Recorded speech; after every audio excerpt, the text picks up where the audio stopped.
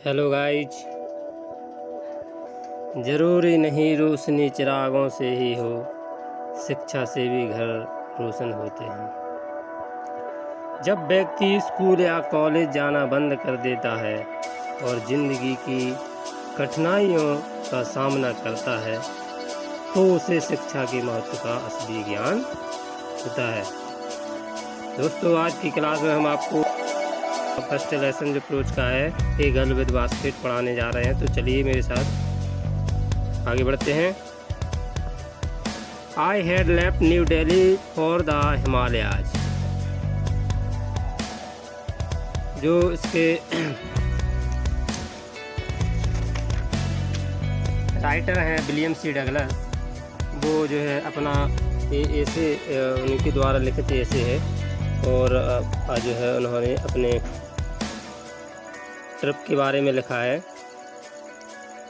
तो बोलते I had left new Delhi for the Himalayas. मैंने जैसे जब वो बोलते हैं मैं नई दिल्ली से हिमालय के लिए चला जब मैंने लेफ्ट में छोड़ दी।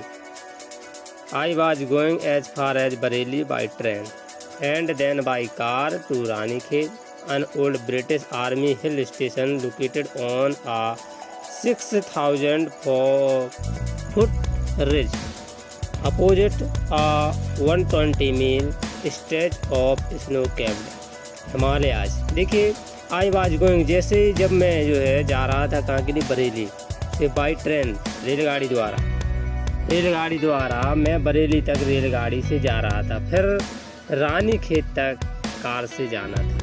फिर जो है तब बाई कार टू रानीखेत, मुझे रानीखेत तक कैसे जाना था, कार से जाना था। ये जो है विलियम सी डगलस जो है अपनी ट्रिप के बारे में बोल रहे हैं। वह बता रहे हैं कि यह प्राचीन अंग्रेजों की सैनिक पर्वतीय छावनी थी।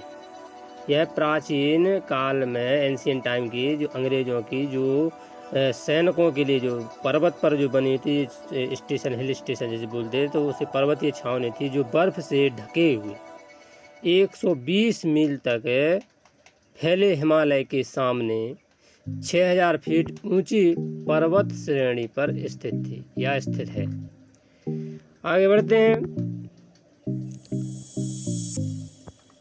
The train was slow and it stopped at all the way stations। देखिए, जो रेलगाड़ी थी बाजी थी स्लो, धीमी चल रही थी और इट स्टॉप या रुकती थी ऑल द स्टेशन, जो रास्ते में जो प्लेटफॉर्म मिलते थे, स्टेशन मिलते थे, वहाँ पर रुकती थी। एट एवरी स्टॉप आई संग open the door of my compartment and walk the platform. और वो ऑथर बोलते हैं कि जो है प्रत्येक स्टॉप पर आई संग में जो है दरवाजे को खोलता था और जो मैं दरवाजे से बाहर निकलकर जो डिब्बा था उससे बाहर निकलता और जो प्लेटफॉर्म पर टहल लिया करता था।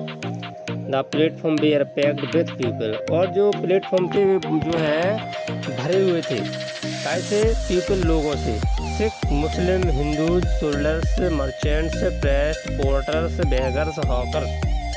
यहाँ पर जो प्लेटफॉर्म था वो सिखों, मुस्लिमों, हिंदुओं, सैनिकों, व्यापारियों, पुजारियों, कुलियों, भिखारियों और फेरी वालों से भरे हुए थे। यहाँ पर आप ध्यान दें, हॉकर जो फेरी वाले होते हैं, बेगर्स भिखारी होते हैं, पोर्टर्स जो आपके कुली होते हैं, मर्चेंट आप जानते हैं व्यापारी कहलाते, सोल्डर सैनिक, और जो मुस्लिम और हिंदू आप जानते हैं। तो इनसे जो है पूरा प्लेटफॉर्म भरा हुआ था। Almost everyone was barefoot and dressed in loose white garments। देखिए, almost everyone, अब आप ध्यान दें, लगभग प्रत्येक व्यक्ति, एवरीवन प्रत्येक व्यक्ति, और जो है नंगे पैर था और ढीले यानी लूज जो कपड़े थे उनके लूज यानी ढीले ढाले वस्त्र पहने हुए था, यानी प्रत्येक व्यक्ति नंगे पांव और ढीले ढाले कपड़े पहने हुए था। I would ask at least 3 people before I could find one who spoke English. देखिए, ऑथर बोलते हैं, राइटर बोल रहे हैं, जो एसेस्ट हैं ये ऐसे लिखने वाले विलियम सी डगलस, वो बोल रहे हैं कि मैं कम से कम 3 व्यक्तियों से पूछता, तब मुझे तब मुझे एक अंग्रेजी बोलने वाला मिलता था। वो क्या कह रहे हैं कि मैं कम से कम आई वुड आस्क, मैं पूछा करता था एट लीस्ट कम से कम 3 लोगों से, पहले बिफोर मीन्स पहले मैं 3 लोगों से पूछा करता, जब उनमें से मुझे एक व्यक्ति अंग्रेजी बोलने वाला मिलता था। We would talk world affairs and every major topic the news of the day produced. देखिए बी मीन्स हम, तो क्या कह रहे हैं, हम संसार के मामलों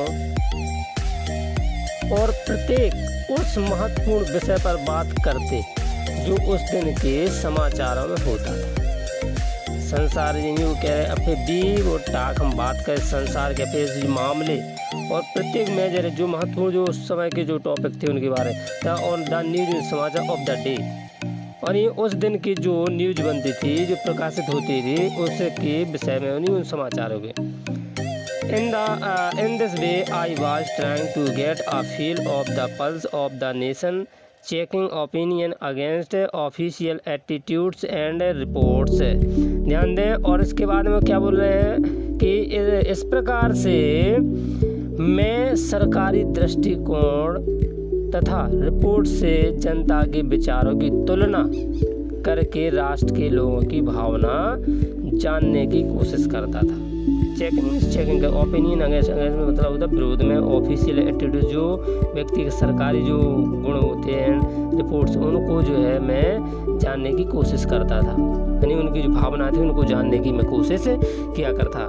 the route lay through one of the richest of India's agriculture area, the route ले।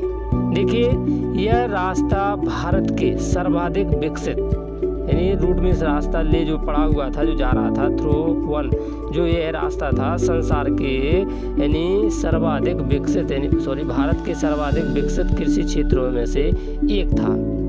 एग्रीकल्चर एरिया मतलब कृषि क्षेत्र, और कहाँ की, इंडिया यानी भारत के, जहाँ this was the plain of the upper Ganga river 1000 feet above sea level पर tropical.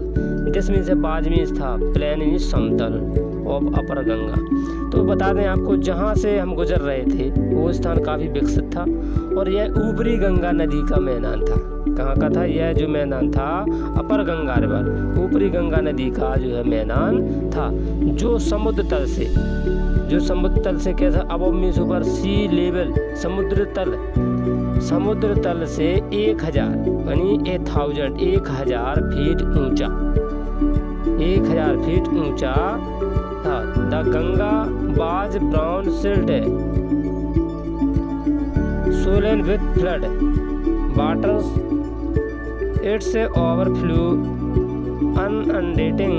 inundating thousands of acres of rice। देखिए और 1000 फीट ऊंचा था, लेकिन तेज गर्मी और अधिक वर्षा वाला क्षेत्र भी था। यह ट्रॉपिकल मतलब जो क्षेत्र है, ट्रॉपिकल का मतलब होता है जहाँ अधिक वर्षा होती है और तेज गर्मी, ये ऐसा जो है क्षेत्र था। और गंगा भूरे रंग की गाद के रूप में थी। गंगा कैसी था, गंगा बाज ब्राउन सिल्ट, जो गंगा की जो मिट्टी थी कैसी थी, ब्राउन यानी भूरी थी। तो यहाँ पर कह सकते हैं हम कि जो गंगा के जो रंग था वो कैसा था, भूरा, गाद के यानी जो उसकी मिट्टी थी के रूप में था।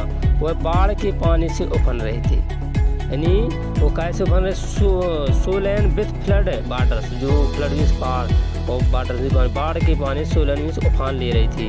It's overflow inundating thousands of acres, और उफान ले रही थी, और इसके बाढ़ के पानी में हजारों एकड़ चावल के खेत डूबे हुए थे, यानी इनअंडेटिंग थाउजेंड्स ऑफ एकर्स, हजारों एकड़, और ऑफ राइस जो चावल के जो खेत थे कैसे थे, ओवरफ्लो मतलब डूबे हुए थे, उनके ऊपर से पानी बह रहा था। नेक्स्ट आगे बढ़ते हैं। To the north where jungles great expanses of grass higher than a man's head and unbroken except for an occasional clump of of trees, the home of tigers, elephant, pythons and cobras. ध्यान दें।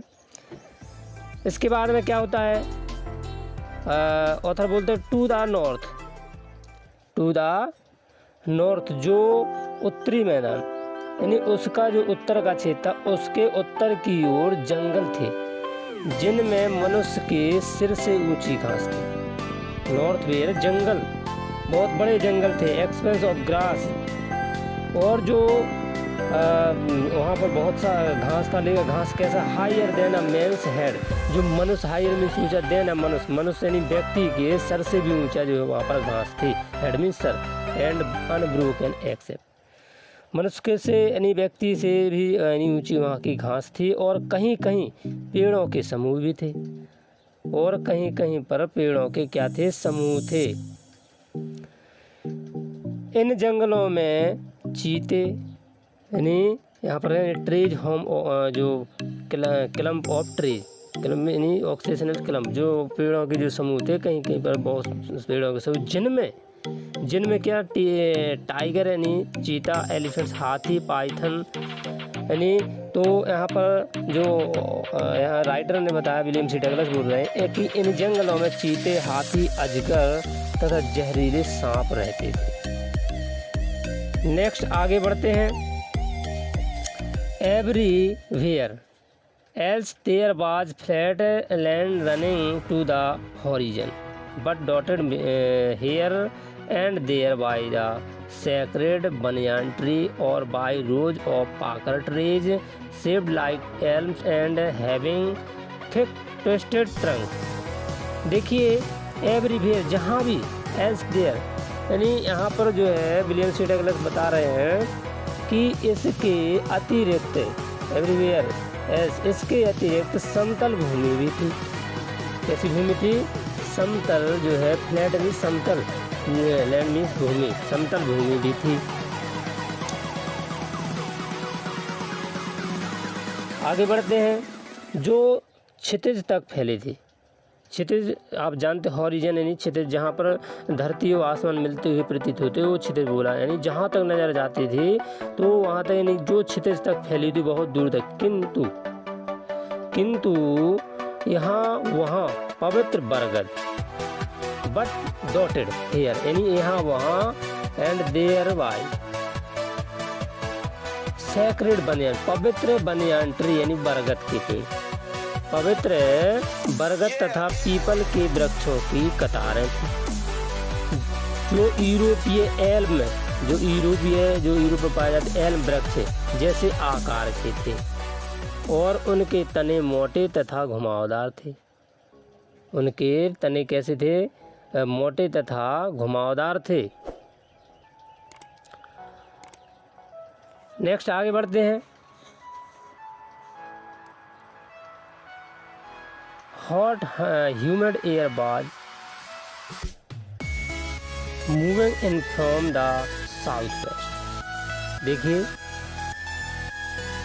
दक्षिण पश्चिम की ओर से गर्म व नम हवा चल रही थी। दक्षिण पश्चिमी साउथ वेस्ट, दक्षिण पश्चिम की ओर से मूविंग बह रही थी, एयर मीन्स हवा, हॉट ह्यूमिड, हॉट यानी गर्म और नर्म हवा जो है बह रही थी, चल रही थी। कैसी हवा चल रही थी, यानी दक्षिण पश्चिम की ओर से गर्म और नम हवा चल रही थी। आगे बढ़ते हैं। Monkeys, some of them mothers with babies clinging to them and riding underneath swung of trees at the stations looking for food.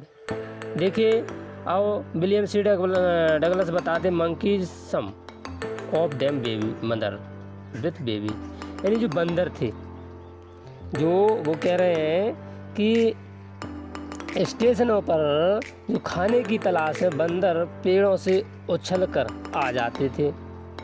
उनमें कुछ बंदरियाँ भी थीं, कुछ बंदरियाँ भी होती थी या थीं, उनमें कुछ क्या होती थी, बंदरियाँ भी होती थी, और उनके पेट से बच्चे चिपके होते हैं। उनके पेट से क्या बच्चे यानी अंडरनीथ राइडिंग भी चढ़ रहे थे, स्विंग ऑफ ट्री जो पेड़ों पर चढ़ते और वो अपने बच्चों को चिपकाए हुए। द विलेजेस बी पार्ड हेड बाज made of mud mix with water and cow dung. देखिए जब मैं वहाँ से निकला, अब विलियम सी डगलस बताते हैं कि फिर मैं वहाँ से जो मैंने ट्रिप शुरू की, अपनी यात्रा शुरू की, तो वह बता रहे हैं कि जिन गाँव से होकर हम गुजर रहे थे उनकी दीवारें थीं पानी और गोबर मिली मिट्टी से बनी हुई थी। पानी और गोबर वाली मिट्टी से बनी हुई बाज जो दीवार मेड में बनी हुई थी, mud mixed with water and cow dung में का गोबर बनी हुई थी।